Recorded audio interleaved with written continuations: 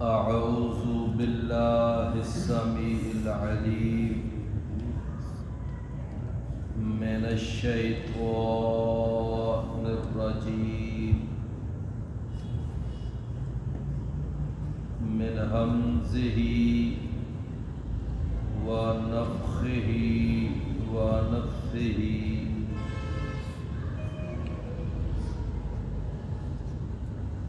ان ربک یعلم انک تقوم ادنی من ثلثی اللیل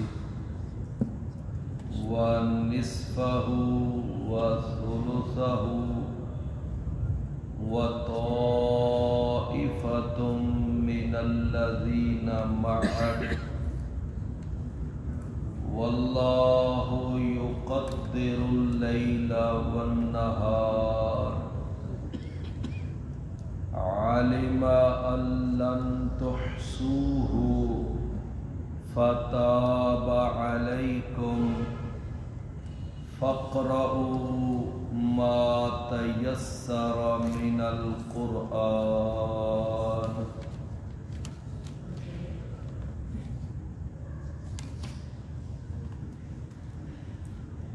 ان ربک بے شک تیرا رب اے نبی کریم صلی اللہ علیہ وسلم یعلم وہ جانتا ہے انک تقوم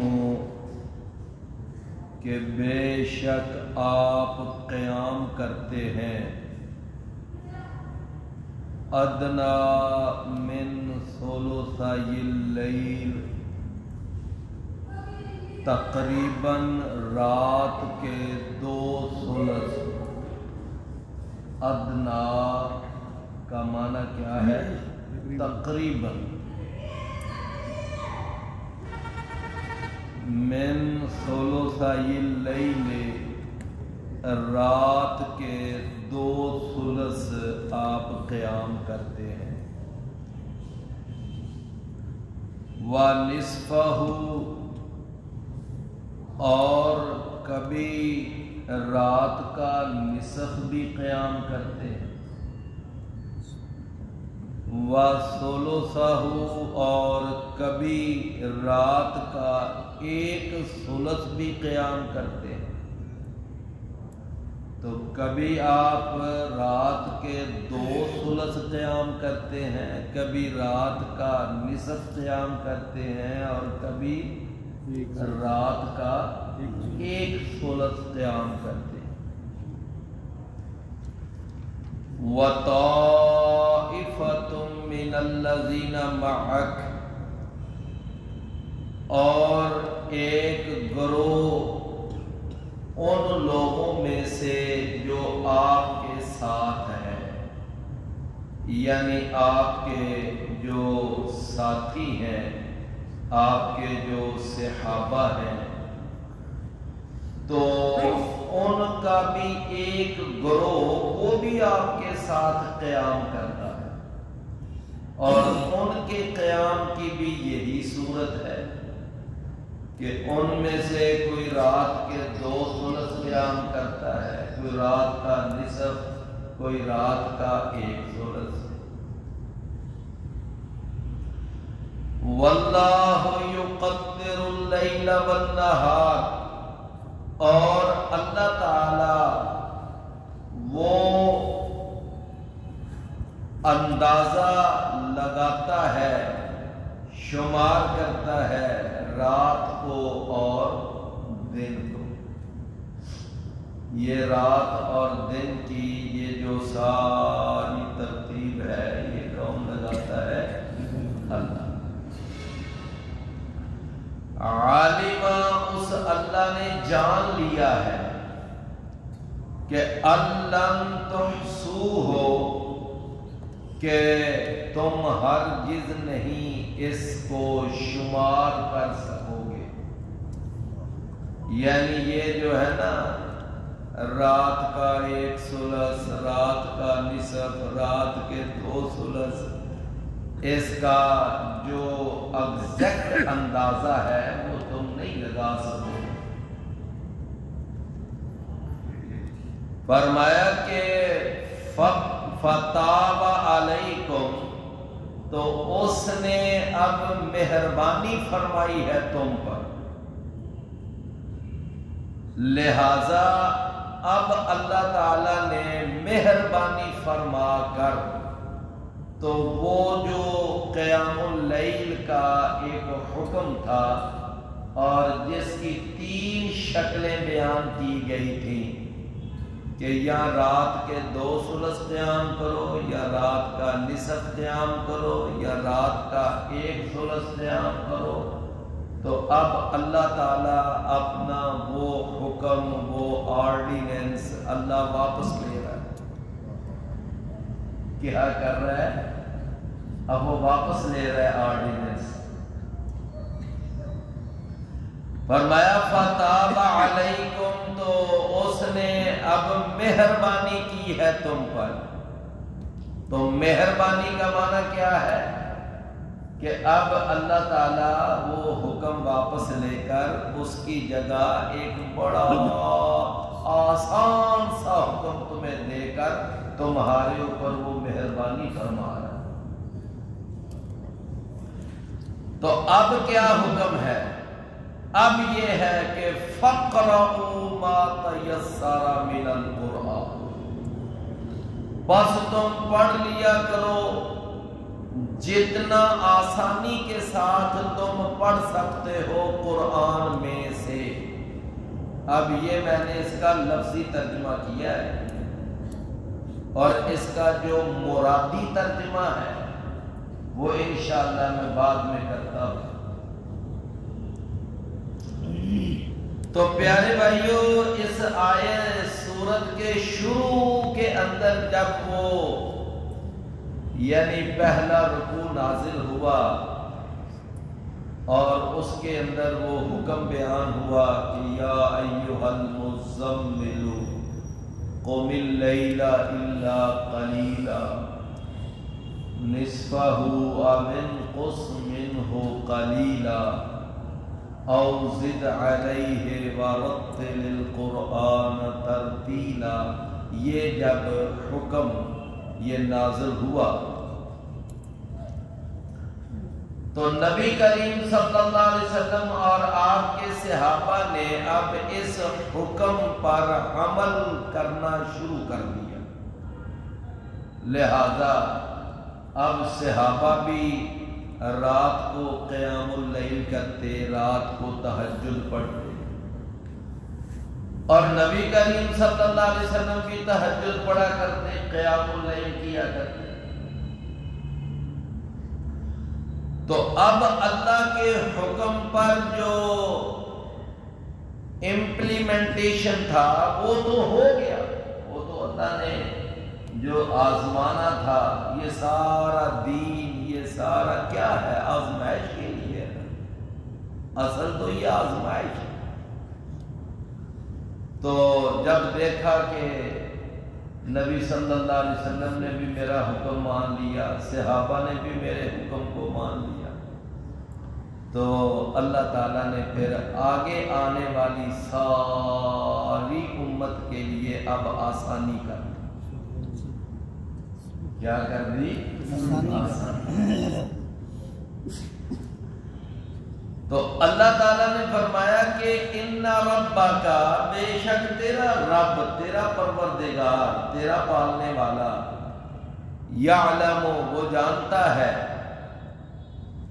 وہ جانتا ہے، اس کے علم میں ہے کہ انک تقوم، بے شک آپ قیام کرتے ہیں، ادنا من ثلثی اللیل، یعنی تقریباً رات کے 2 ثلث، و نصفہ، اور رات کا نصف، و ثلثہ، اور رات کا 1 ثلث۔ 1 ثلث اور 2 ثلث، یہ ماشاءاللہ بات تو سمجھ رہے ہیں نا؟ 1 ثلث کا مطلب ہوتا ہے 1/3، اور 2 ثلث کا مطلب کیا ہوتا ہے 2/3 اور نصف کا مطلب کیا ہوتا ہے 1/2 یہی ہے نا اگر کوئی بندہ ریاضی کی زبان میں اگر بات سمجھنا چاہے تو یہ ہے تو فرمایا کہ آپ رات کے 2 ثلث بھی قیام کرتے ہیں اگر 6 گھنٹے کی رات ہو تو 2 ثلث کتنا بنتا ہے 4 گھنٹے اور اگر 6 گھنٹے کی رات ہو تو نصف کتنا بنتا ہے 3 گھنٹے اور اگر 6 گھنٹے کی رات ہو تو 1 ثلث کتنا بنتا ہے 2 گھنٹے تو بات سمجھے نا تو کبھی آپ قیام کرتے ہیں 4 گھنٹے کبھی قیام کرتے ہیں 3 گھنٹے کبھی قیام کرتے ہیں 2 گھنٹے اب ذرا میں نے اور آسان کر دیا ہے بات کو سمجھانے کے لیے اچھا اب یہ تھا کہ یہ ہم نے آپ کو حکم دیا کہ یہ 3 شکلوں میں تم نے قیام کرنا ہے یہ 3 شکلوں میں تم نے قیام کرنا ہے لیکن اللہ تعالیٰ نے فرمایا کہ یہ جو ایگزیکٹ یہ ہے نا اندازے یہ صرف اللہ ہی رکھ سکتا ہے تم نہیں اس کو پوری طرح شمار کر سکتے کہ اب رات کا 1 ثلث ہو گیا ہے اب رات کا نصف ہو گیا ہے اب رات کا 2 ثلث ہو گئی یہ تم نہیں شمار دیکھیں آج کل گھڑیاں ہیں یعنی گھڑیوں میں اگر کوئی آدمی پھر بھی اگر اندازہ رکھنا چاہے کوئی اس کو شمار کرنا چاہے تو کچھ نہ کچھ ممکن ہے کہ بندہ کہہ لیتا ہے جی اتنے بجے عشاء ہوئی تھی اتنے بجے فجر ہونی ہے درمیان میں کتنے گھنٹے بنتے ہیں اور اس کے اندر یعنی کتنے گھنٹے 1 ثلث بنے گا کتنے گھنٹے نصف بنے گا کتنے گھنٹے 2 یعنی یہ تو کچھ نہ کچھ بہرحال نظر آتا ہے لیکن نبی صلی اللہ علیہ وسلم کے زمانے میں نہ گھڑیاں نہ گھڑیال کچھ بھی نہیں سمجھے نا اور پھر اس کے علاوہ یہ ہے کہ پھر راتیں بھی چھوٹی اور بڑی کبھی راتیں چھوٹی ہو جاتی تھی کبھی رات بڑی ہو جاتی سردیوں میں بڑی ہو گئی گرمیاں آئی تو راتیں چھوٹی ہو گئی تو مشکل ہو جاتا ہے نا اب یہ پورا اندازہ رکھنا کہ جی 1 ثلث نصف 2 ثلث یہ اندازہ مشکل ہو جاتا ہے تو اللہ تعالیٰ بھی جو اس انسان کو اس انسانی مشینری کو اس انسان کے سارے ڈھانچے کو بنانے والا ہے اس کو پتا تھا اس انسان کی کمزوریوں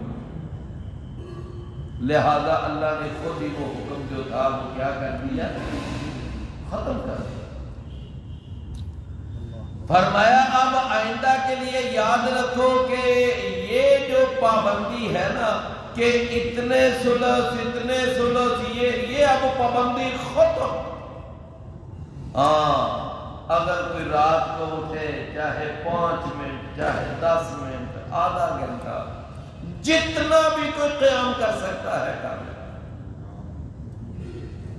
یعنی اب وہ پابندی ختم ہو گئی ہے یعنی نصف ثلث کی 2 ثلث کی نصف کی وہ پابندی اب کیا ہے فرمایا اٹھو نہ وقت کی پابندی ہے نہ رکعات کی پابندی ہے نہ وقت کی پابندی ہے اور نہ رکعات لو میرے بھائیوں اگر کوئی آدمی صبح اٹھ کر 1 رکعت بھی پڑھ لے 1 رکعت لو وہ بھی قیام اللیل کرنے والوں میں شامل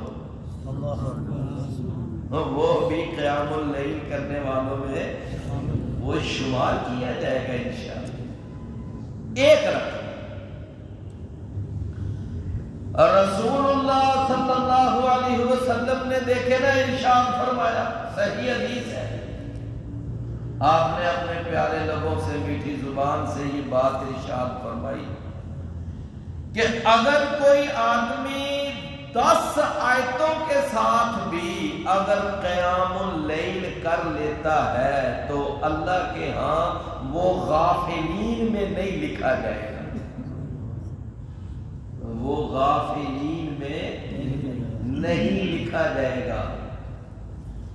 اچھا اب 10 آیتیں میں 10 آیتیں کیا 7 آیتیں تو سورۃ الفاتحہ کی ہے، 7 آیتیں تو سورۃ الفاتحہ کی ہے، اور 3 آیتیں قرآن کی سب سے چھوٹی سورت، سب سے چھوٹی سورت کون سی ہے؟ اِنَّا أَعْطَيْنَا، یہ قرآن کی سب سے چھوٹی سورت ہے۔ 3 آیتیں اس کی لگا لو، 7 اور 3 لو۔ ایک آدمی صبح اٹھ کر اگر سورۃ الفاتحہ پڑھ کر اور سورۃ الکوثر پڑھ کر 1 رکعت پڑھ کر وہ انشاءاللہ قیام کر لیتا ہے تو وہ بھی قیام کرنے والوں میں شمار ہوگا۔ اور نمبر 2، نبی کریم صلی اللہ علیہ وسلم نے ایک اور گارنٹی دی کہ وہ آدمی اللہ کے ہاں غافلین میں شمار نہیں ہوگا۔ قرآن میں آتا ہے نا وَلَا تَكُن مِّنَ الْغَافِلِينَ، وَلَا تَكُن مِّنَ الْغَافِلِينَ، کہ غافلین میں نہ ہونا۔ تو 1 رکعت پڑھنے سے بھی غافلین سے انشاءاللہ براءت، بری ذمہ۔ تو فرمایا اب آئندہ حکم کیا ہے؟ فَقْرَأُوا مَا تَيَسَّرَ مِنَ الْقُرْآنِ، تو اب تم پڑھ لیا کرو جتنا آسانی کے ساتھ تم قرآن پڑھ سکتے ہو۔ یہ میں نے پہلے بھی عرض کیا تھا کہ یہ اس کا کیا ہے؟ لفظی ترجمہ، لغوی ترجمہ اس کا جو میں نے کیا ہے۔ اچھا لیکن میرے بھائیوں، اگر کوئی آدمی رسول اللہ صلی اللہ علیہ وسلم کی روٹین اور آپ کا معمول اور آپ کی سنت اگر اس کو سامنے رکھ کر اگر کوئی آدمی 8 رکعتیں پڑھتا ہے اور بعد میں 3 وتر پڑھ لیتا ہے، کتنی رکعتیں؟ 11، جو ہماری اماں جان سیدہ عائشہ رضی اللہ عنہا بیان کرتی ہیں کہ نبی صلی اللہ علیہ وسلم کا جو عام معمول تھا وہ یہ تھا، عام معمول۔ ہاں کبھی کبھار نبی صلی اللہ علیہ وسلم نے 13 رکعتیں بھی پڑھی، کبھی کبھار نبی صلی اللہ علیہ وسلم نے 9 رکعتیں بھی پڑھی۔ یہ ہے نبی صلی اللہ علیہ وسلم۔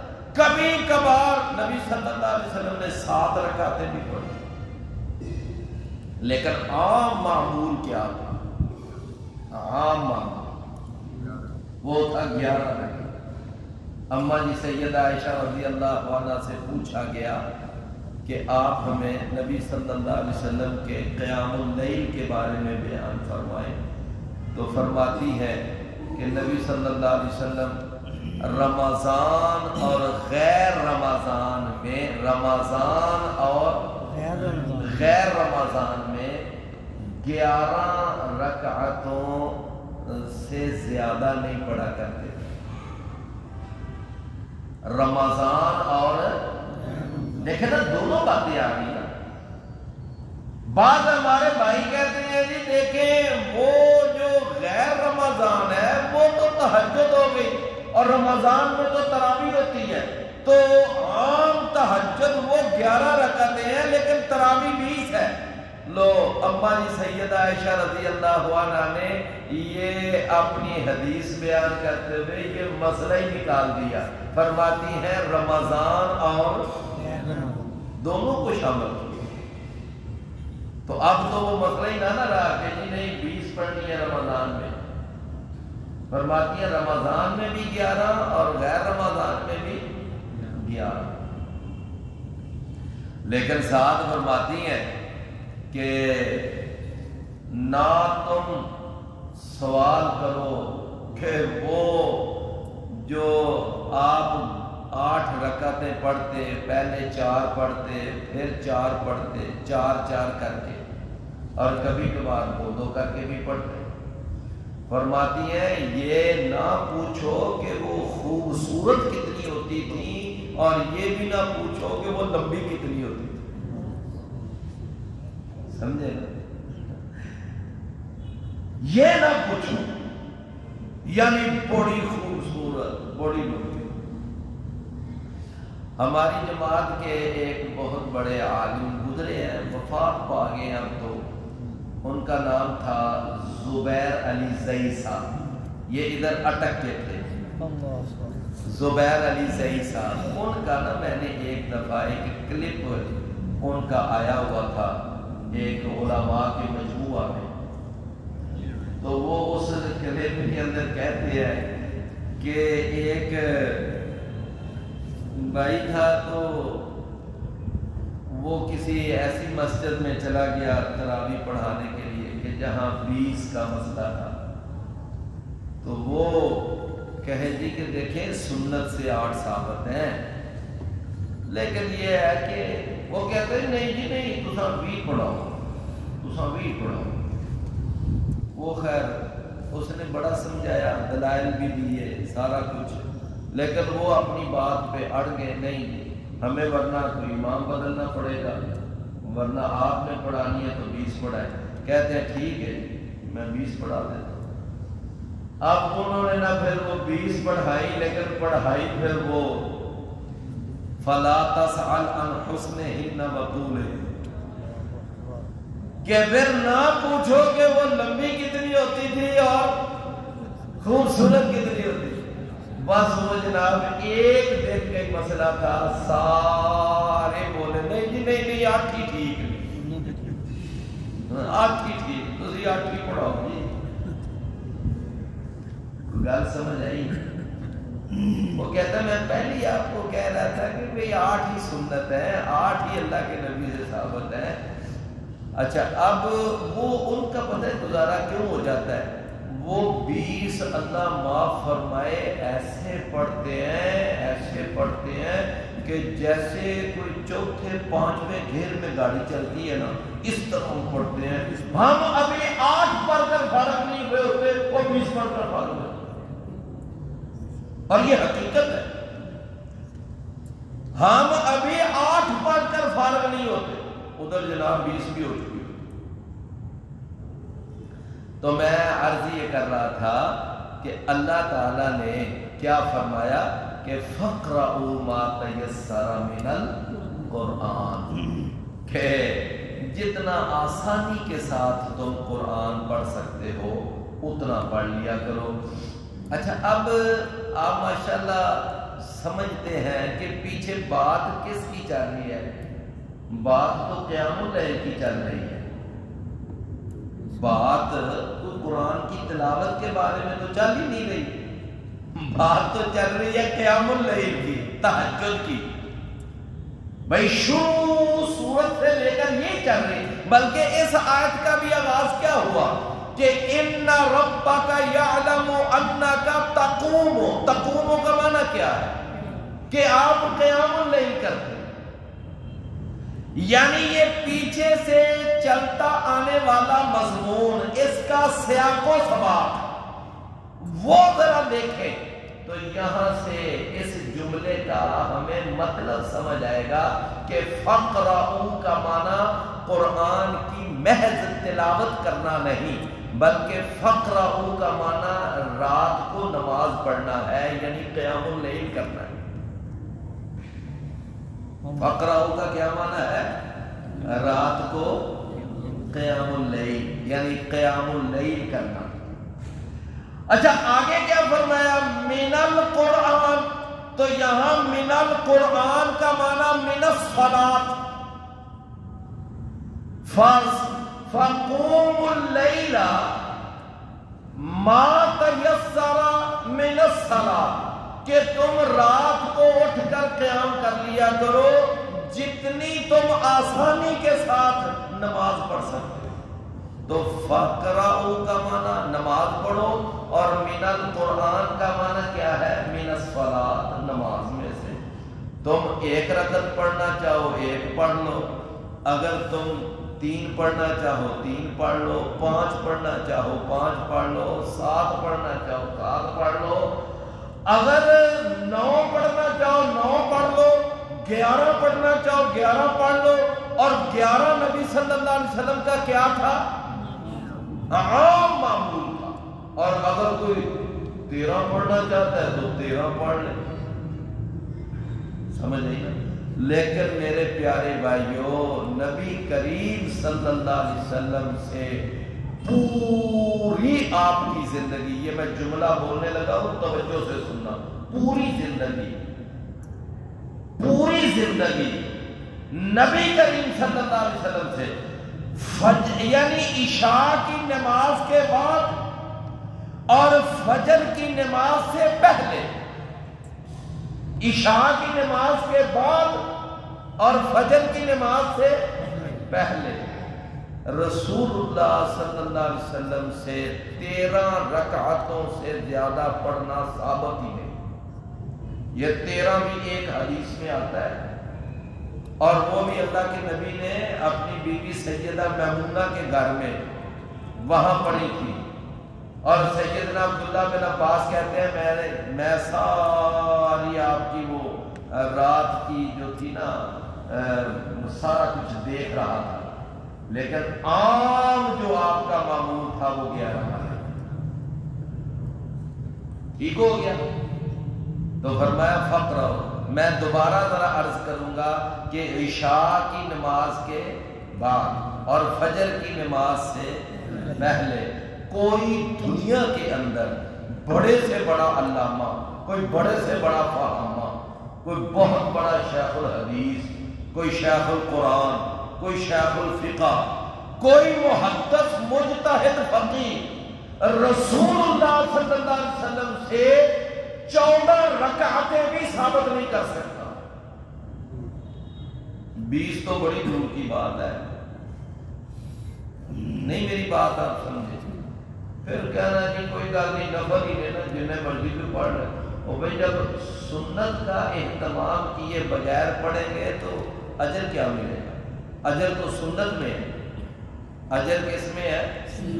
اجر تو سنت میں ہے، سمجھ نہیں بات؟ اجر کس میں ہے؟ تو سنت میں ہے۔ نبی کریم صلی اللہ علیہ وسلم نے نا ایک دفعہ، ذرا توجہ سے، ایک دفعہ نا ایک قافلہ روانہ کیا اور آپ نے فرمایا صبح نکل جانا۔ کیا کہا؟ صبح نکل جانا۔ اور ان کا ایک آپ نے امیر مقرر کیا، فرمایا علی الصبح، ارلی ان دی مارننگ، تم نے نکل جانا ہے۔ جمعہ کا دن تھا۔ اچھا اب باقی قافلہ نکل گیا، وہ جو امیر صاحب تھے نا انہوں نے کہا میرے پاس سواری بھی ہے، اچھی سواری ہے، رستے کا مجھے پتا ہے، تو میں اس طرح کرتا ہوں، میں ڈبل کمائی کرتا ہوں۔ جہاد پہ تو جانے ہی جانا ہے، وہ تو مار کا لڑنا ہی لڑنا ہے، تو میں نا جاتے جاتے نبی صلی اللہ علیہ وسلم کے پیچھے جمعہ بھی پڑھ جاتا ہوں۔ پتا نہیں جہاد پہ جانا ہے، آگے پھر واپس بھی آنا ہے کہ نہیں، وہاں ہی شہادت مل جائے، تو چلو نبی صلی اللہ علیہ وسلم کے پیچھے جمعہ پڑھتے ہیں۔ کتنی اچھی نیت ہے، کتنی اچھی سوچ ہے، بظاہر دیکھا جائے، بظاہر دیکھا جائے تو ایک اچھی سوچ ہے نا۔ اچھا لیکن ہوا کیا کہ قافلہ چلا گیا، اور وہ جو صحابی جو کس نیت سے بیٹھا ہوا ہے کہ میں نبی صلی اللہ علیہ وسلم کے پیچھے جمعہ بھی پڑھوں گا، مسجد نبوی جہاں ایک نماز کی 1000 نماز بن جاتی ہے، اور باجماعت نماز پڑھے تو 27,000 نمازوں کا ثواب ملتا ہے، تو وہ وہاں بیٹھا ہوا ہے۔ نبی صلی اللہ علیہ وسلم نے جمعہ پڑھایا، جمعے کے اندر ہی آپ کی نظر پڑی عبداللہ بن رواحہ، کہا عبداللہ تم گئے نہیں؟ جی اللہ کے رسول میں نے تو یہ سوچا کہ میں جمعہ آپ کے پیچھے پڑھ جاؤں، رستہ مجھے یاد ہے، سواری میرے پاس اچھی ہے، تو میں نے مل جانا ابھی ان سے جا کر، ابھی میں نے نکلنا، میں مل جاؤں گا۔ تو نبی صلی اللہ علیہ وسلم نے فرمایا اے عبداللہ اگر تو زمین کے برابر بھی سونا خرچ کرے گا نا، لیکن تو ان کی فضیلت اور ان کا مرتبہ اور ان کا اجر نہیں پا سکے گا جو میرے کہنے کے مطابق صبح صبح نکل گئی۔ بات آپ کو سمجھ آئی؟ جو میرے کہنے کے مطابق صبح صبح نکل، جنہوں نے میری بات پہ ہو بہو عمل کیا تو ان کا مرتبہ نہیں پا سکے۔ کتنی خوبصورت بات، کیا سمجھ آئی بات کہ اجر اتباع رسول میں ہے یا اپنی سوچ کے مطابق عمل کرنے میں ہے جی؟ اتباع رسول۔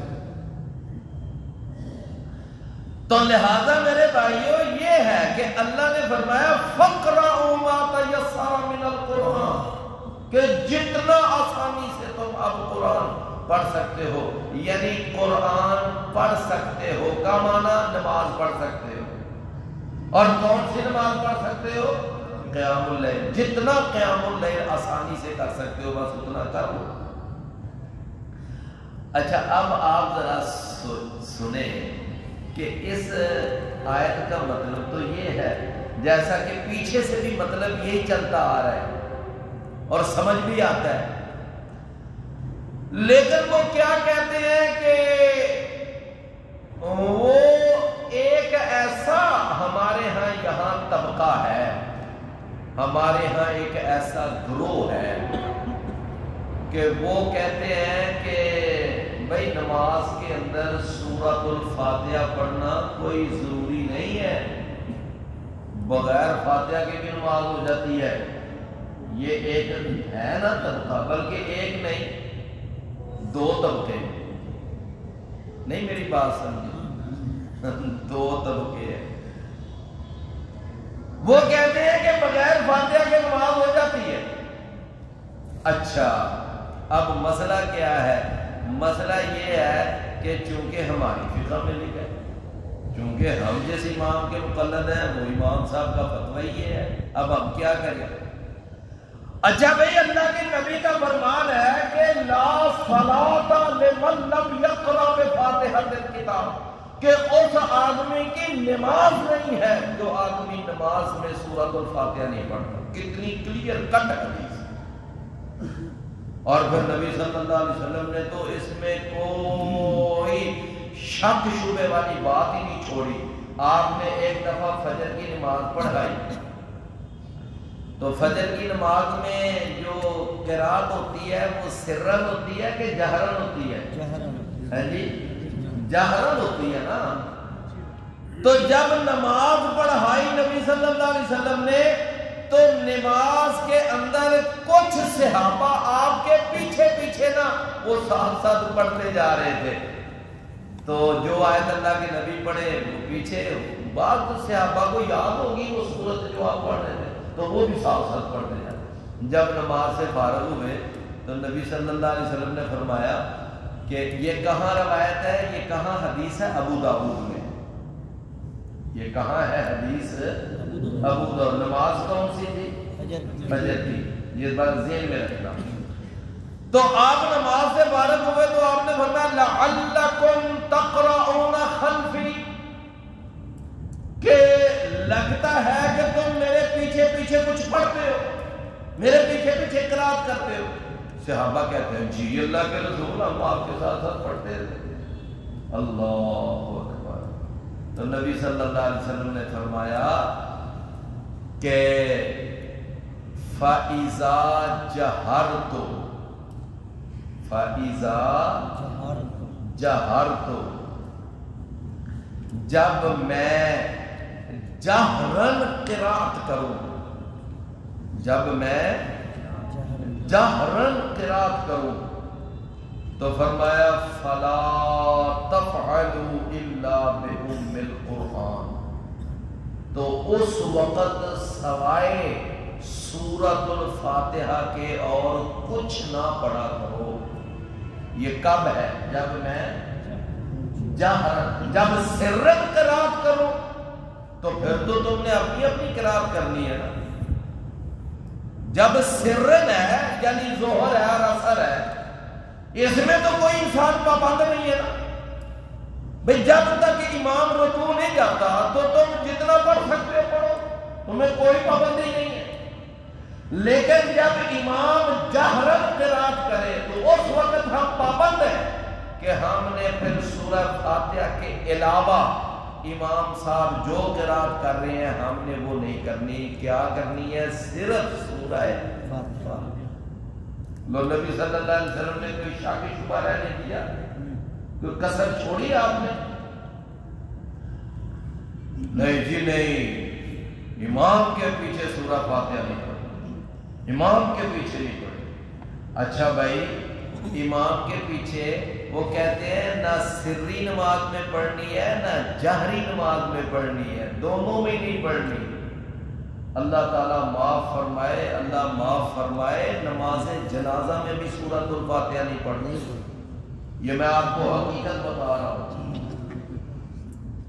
یہ میں آپ کو حقیقت بتا رہا ہوں کہ نماز جنازہ میں بھی سورۃ الفاتحہ. اب آپ مجھے بتائیں کہ اللہ کے نبی کا فتویٰ ہے کہ جس نماز میں سورۃ الفاتحہ نہیں وہ نماز نہیں، تو جس کی اپنی نہیں تو اس کے پیچھے.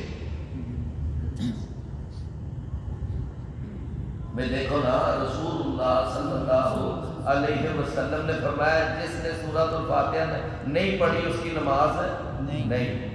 ابھی چند دن پہلے ادھر ہم دھلے ایک جنازہ پڑھنے گئے، تو آپ بلیو کریں، آپ یقین کریں کہ ایک بھائی نے وہ نا اپنے موبائل کے اوپر وہ سٹاپ واچ لگائی، تو اس نے جناب امام صاحب نے جنازہ پڑھایا 20 سیکنڈ میں.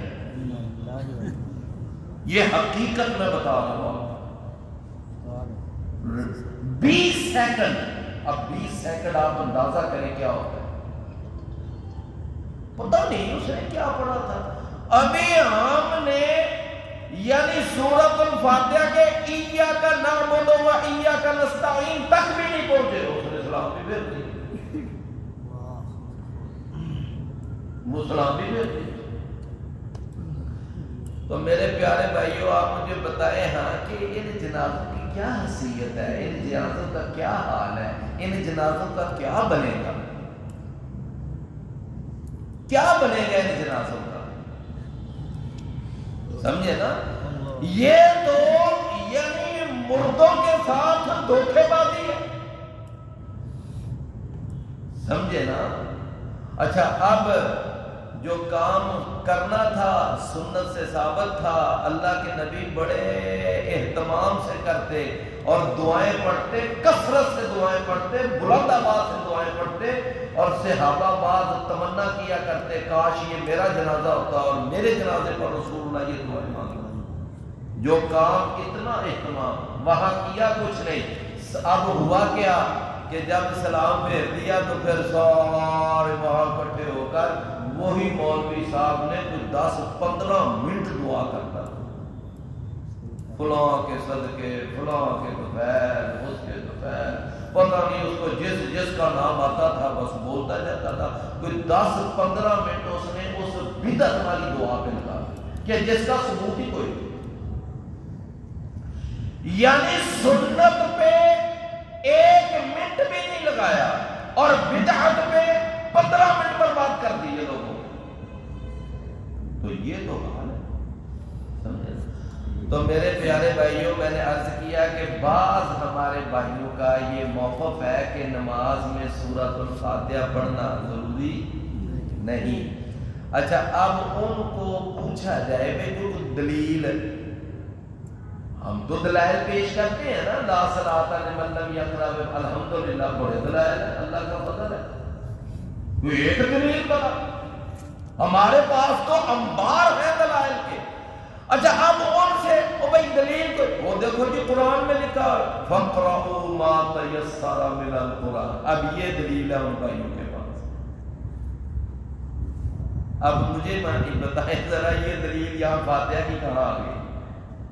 بھائی پہلی بات تو یہ ہے کہ اس آیت کے اس جملے کا مطلب قیام اللیل ہے. اس کا مطلب یہ نماز میں محض قرات نہیں ہے.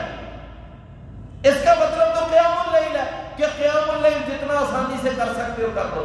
چلو اگر کوئی آدمی کہے جی نہیں ظاہر الفاظ دیکھو، اس کا مطلب ہے کہ کوئی ایک آیت بھی پڑھ لے تو بس اس کی نماز ہو جاتی ہے، لہذا ایک آیت پڑھ لینے سے بھی نماز ہو جاتی ہے، یہ 7 آیتیں پڑھنا سورۃ الفاتحہ کی کوئی یہ ضروری نہیں ہے.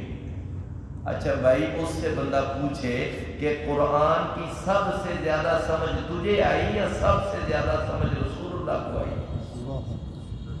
کس کو آئی تھی؟ جس پر نازل ہوا تھا اسے نہیں قرآن کی سمجھ آئی تھی. اب وہ فرما رہے ہیں اور اپنے پیارے لبوں سے میٹھی زبان سے آپ فرما رہے ہیں لا صلاۃ لمن لم یقرأ بفاتحۃ الکتاب، کہ اس کی نماز نہیں ہے جو اپنی نماز میں سورۃ الفاتحہ نہیں پڑھتا. وہ نماز پڑھنے والا امام ہو، وہ نماز پڑھنے والا مقتدی ہو، وہ نماز پڑھنے والا اکیلا پڑھے، وہ نماز پڑھنے والا باجماعت پڑھے، وہ اپنے گھر میں پڑھے یا سفر میں پڑھے، حالت صحت میں پڑھے، حالت مرض میں پڑھے، مرد پڑھے یا عورت پڑھے، چھوٹا پڑھے یا جوان پڑھے، جو بھی نماز پڑھنے والا ہے ہر نماز پڑھنے والے کے لیے لازم ہے کہ وہ کم از کم اپنی ہر رکعت میں سورۃ الفاتحہ پڑھے. یہ میں نے کیا کہا؟ اپنی ہر رکعت میں. یہ ابو داؤد میں حدیث آتی ہے فی کل رکعت، فی کل رکعت، ہر رکعت میں. تو میرے بھائیوں جو کم از کم قرات تھی وہ تو نبی صلی اللہ علیہ وسلم نے متعین کر دی. اب یہ جو تو متعین کر رہا ہے جی ایک بھی آیت پڑھ لو تو بس نماز ہو جائے گی، تجھے یہ ایک آیت کا کس نے اختیار دیا ہے؟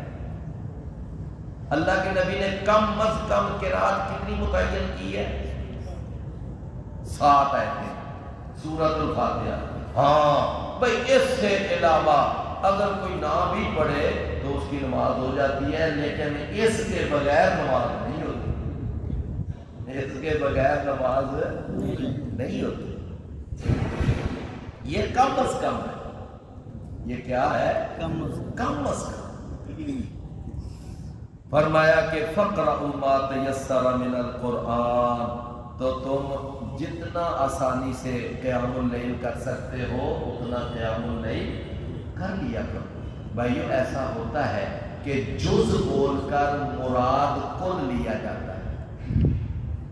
یہ قراءت یہ نماز کا ایک جز ہے، لیکن اس سے مراد کیا ہے؟ نماز.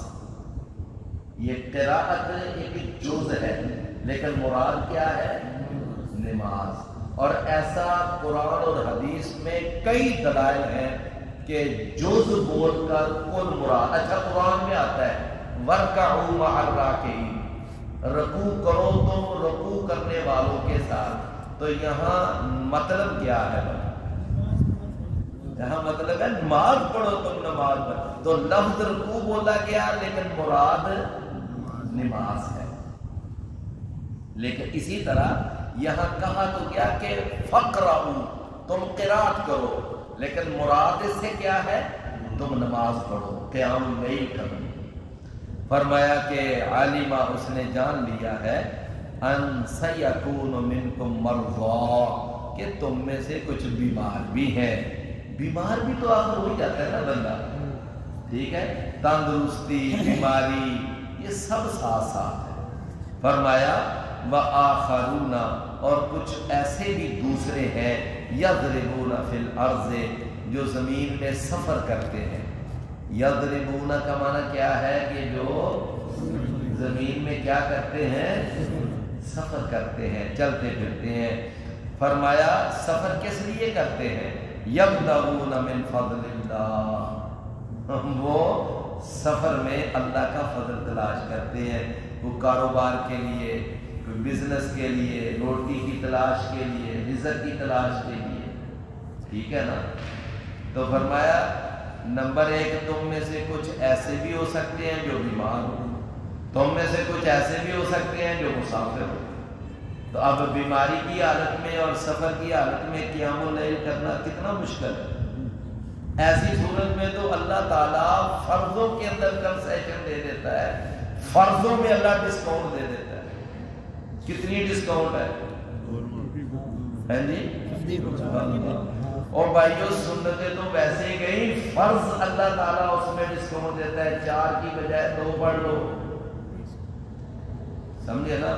تو جو اللہ سفر کی حالت میں فرضوں میں ڈسکاؤنٹ دے رہا ہے تو وہ سفر کی حالت میں ہم سے قیام اللیل کا مطالبہ کرے گا۔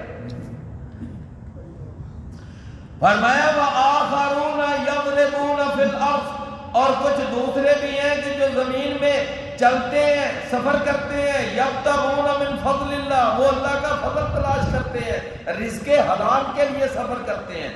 وآخرون، اور کچھ دوسرے بھی ہیں، یقاتلون فی سبیل اللہ، وہ اللہ کی راہ میں قتال کرتے ہیں، اللہ کی راہ میں جہاد کرتے ہیں۔ اور جہاد کے اندر تو اللہ کتنی آسانی دے دیتا ہے، کہتا ہے 4 کی بجائے 2 نہیں، 2 کی بجائے 1 رکعت بھی پڑھ لو گے نا تو اللہ کو یہ مجاہد اتنا پسند ہے کہ اس مجاہد کی 1 رکعت کا بھی اللہ اجر 4 رکعتوں کے برابر ہی دیتا ہے۔ اور وہ بھی کیسے؟ فرمایا نہیں تو اطمینان سے پڑھ سکتا، چلتا چلتا پڑھ، چلتا چلتا پڑھ۔